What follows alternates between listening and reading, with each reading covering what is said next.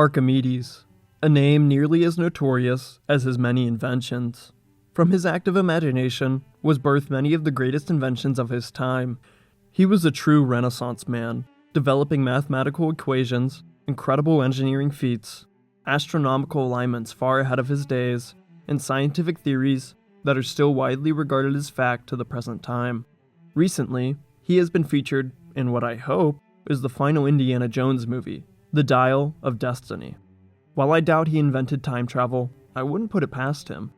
This man was the definition of a scholar, and today we look at the life of someone who dedicated his existence to the world of the sciences. Archimedes was born in 287 BC. Naturally, he was the son of an astronomer named Phidias. He was born on the island of Sicily, more specifically, the Greek city-state of Syracuse, which had dominated the eastern part of Sicily during the preceding centuries.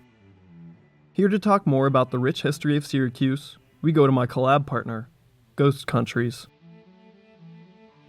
While Archimedes may have been the most famous citizen of Syracuse, his is not the only great tale to come from this Greek city-state.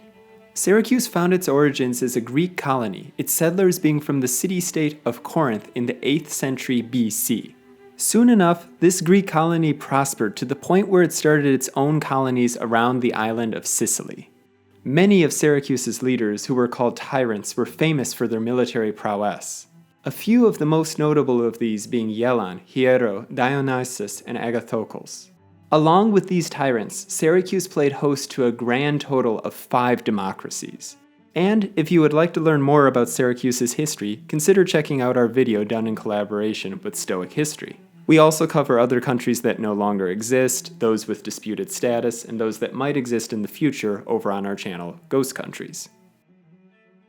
If you want to learn more about this interesting slice of Greek history on the island of Sicily, then I implore you to go check out Ghost Country's 2 videos on the subject after watching this one. The link to both will be in the description below. Anything on Archimedes' early life has been lost to the annals of history. All we do know is that he kept in frequent contact with the premier center of learning in the Mediterranean, the Lighthouse of Alexandria.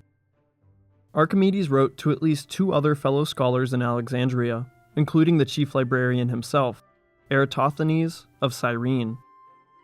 From this, we can presume that Archimedes may have spent some of his early years studying in Alexandria, alongside some of the brightest minds of his time. For most of his life, Archimedes spent his days in his hometown of Syracuse, becoming increasingly useful to his city.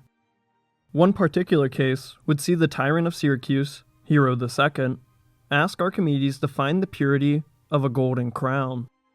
Hiero had suspected that he was cheated by the goldsmith who had crafted the headpiece. The only way to find out if his suspicions were correct was to smelt the one-of-a-kind crown down to its liquid form.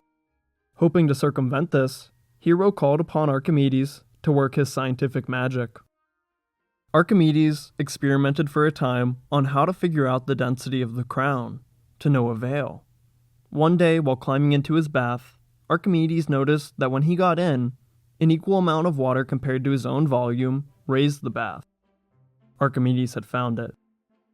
He immediately climbed out of his bath and shouted, "Eureka!" trademarking the term, which translates to, "I have found it." Archimedes began to run towards the residence of Hiero to tell him the news. In his excitement, he forgot to clothe himself, and ran through the streets of Syracuse dripping wet and completely naked. After informing Hiero in his nude state and conducting the experiment, he found that the tyrant's suspicions were correct. Silver had been mixed into the gold of the crown. Hiero called upon Archimedes once more, this time to assist him with the building of a massive boat which would come to be called the Syracusia. The Syracusia was believed to be the largest boat ever made in all of Antiquity. The problem with the ship is that its size meant that it would sink under its own weight. For this problem, Archimedes developed an invention that would take water out of the hull. It was called the Archimedes screw, and for the first time, water could now be pumped straight up a hill and drain the hull of the Syracusia. The Archimedes screw is still used to this day in sewage treatment plants and many other waterborne technologies. Perhaps Archimedes' most impressive invention was his astronomical models. Archimedes, whose father Phidias was an astronomer, would follow in his footsteps. Using rods and spheres, Archimedes designed an accurate and heliocentric model of the Sun, Moon, and the 5 planets of Mars, Venus, Mercury, Jupiter, and Earth. When someone moved one of these planets, the other planets would move accordingly as they would in space. With this, Archimedes became the first ancient Greek to record the rotation of the Earth and the other 4 planets.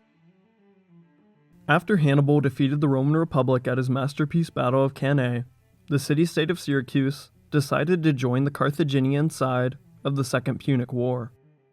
In 213 BC, the Romans came knocking at the seaport of Syracuse.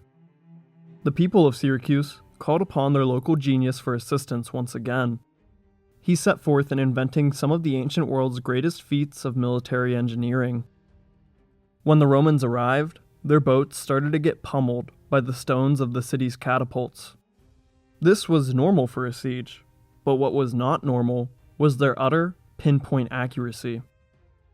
It's unclear what exactly he did, but Archimedes had somehow improved the aim of the catapults.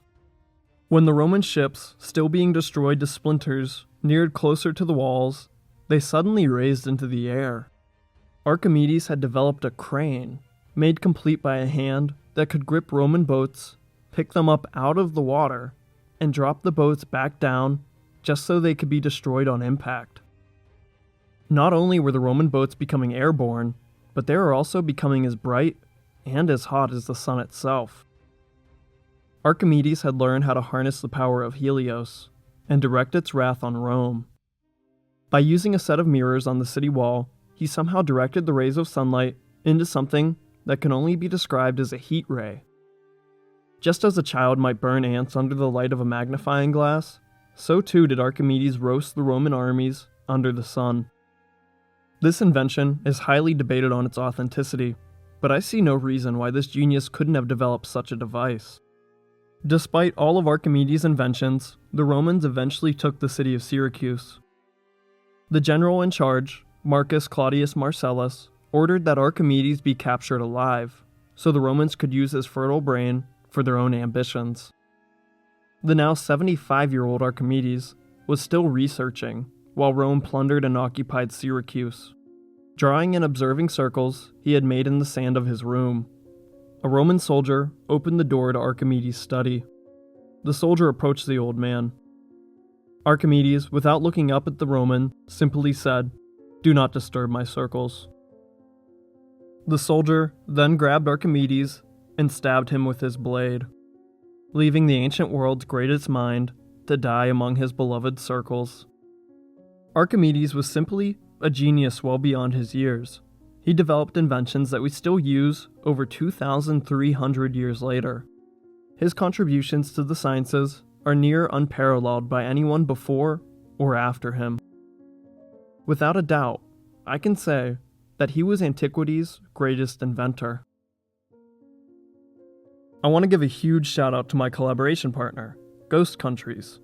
If this story interested you at all, then I highly recommend that you go check out their 2-part series on the history of Syracuse. The link to both will be in the description below.